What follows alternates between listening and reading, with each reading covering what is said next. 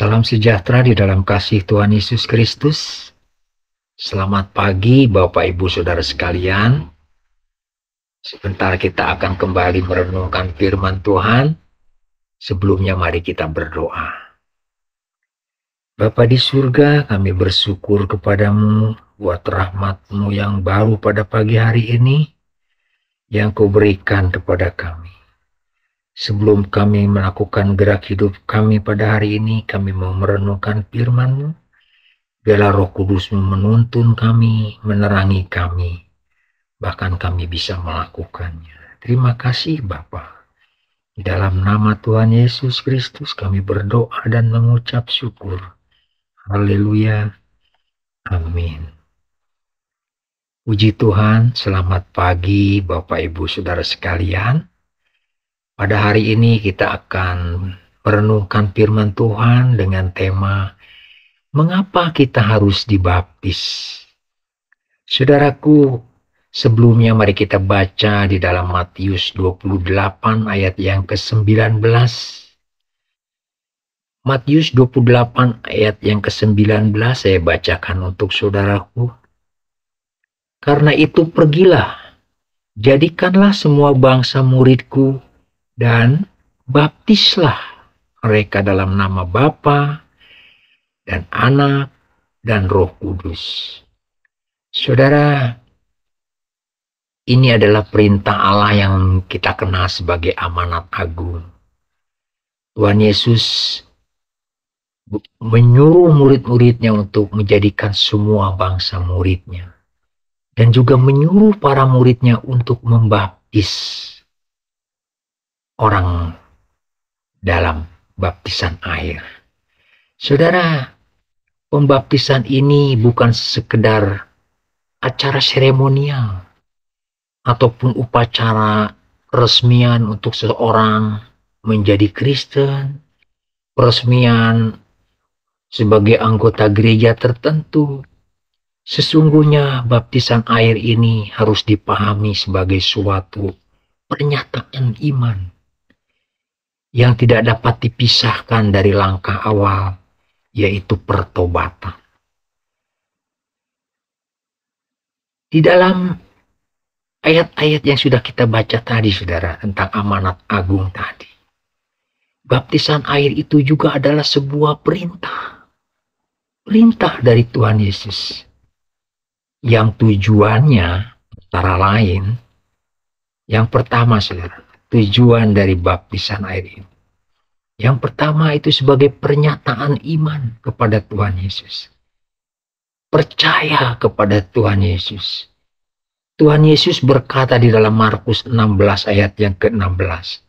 Siapa yang percaya dan dibaptis akan diselamatkan.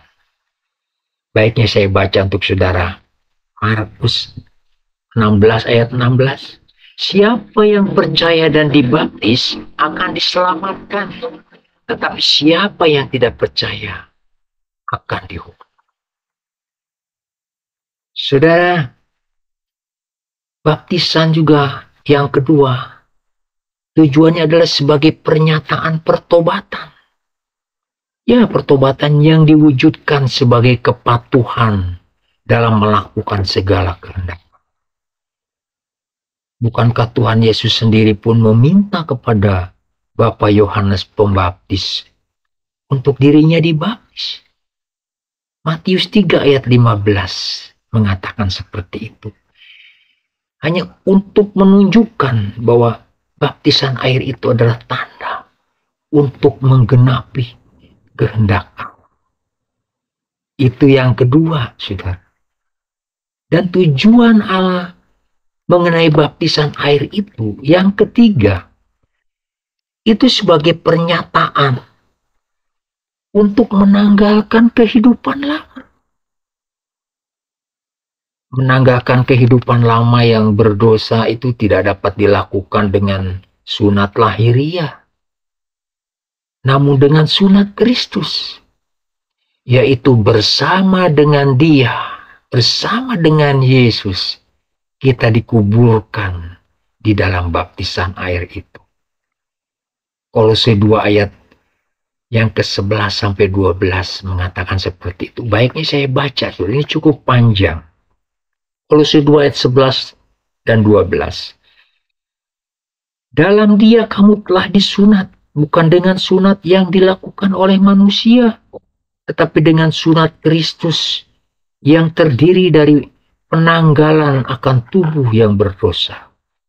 Karena dengan Dia kamu dikuburkan dalam baptisan, dan di dalam Dia kamu turut dibangkitkan juga oleh kepercayaanmu kepada kerja kuasa Allah yang telah membangkitkan Dia dari orang mati. Saudara, yang ketiga, tujuan baptisan air itu adalah untuk menanggalkan kehidupan lama kita yang berdosa. Yang keempat, saudara, tujuannya adalah untuk penyataan, untuk memohonkan hati nurani yang baik kepada Bapa kita, kepada Allah kita. Baptisan air ini bukan untuk membersihkan kenajisan tubuh jasmani kita, melainkan untuk membersihkan atau memohonkan hati nurani yang baik kepada Allah. 1 Petrus 3 ayat 21 mengatakan seperti itu. Kembali lagi saya bacakan untuk saudara. 1 Petrus 3 ayat 21. Juga kamu sekarang diselamatkan oleh kiasannya, yaitu baptisan. Maksudnya bukan untuk membersihkan kenajisan jasmani, melainkan untuk memohonkan hati nurani yang baik kepada Allah oleh kebangkitan Yesus Kristus. Jadi saudara, ada 4 hal tujuan dari baptisan air itu, seperti yang sudah kita renungkan tadi pada pagi hari.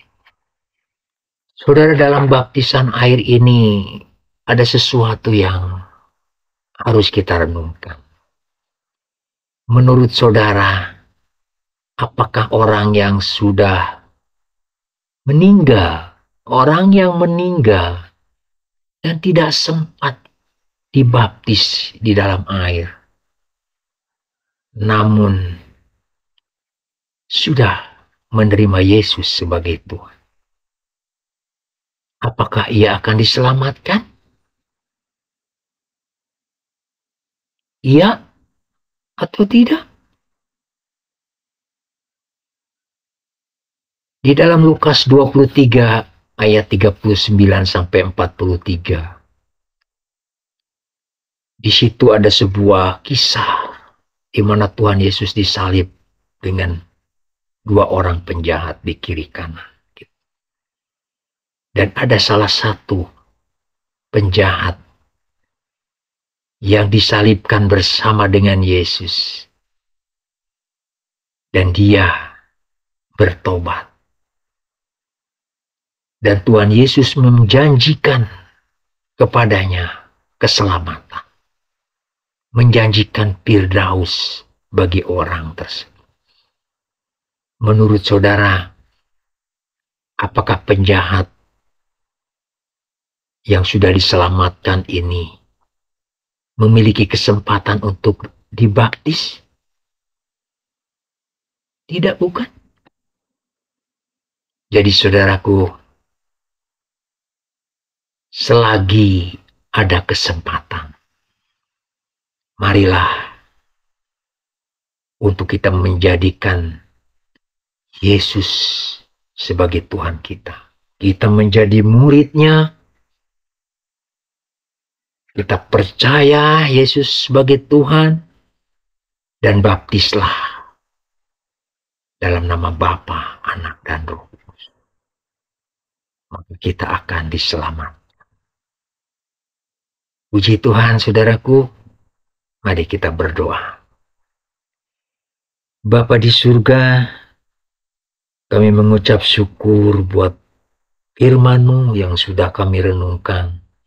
Kami bersyukur pada pagi hari ini kami sudah dijadikan Kau sudah pilih kami menjadi murid-Mu Tuhan.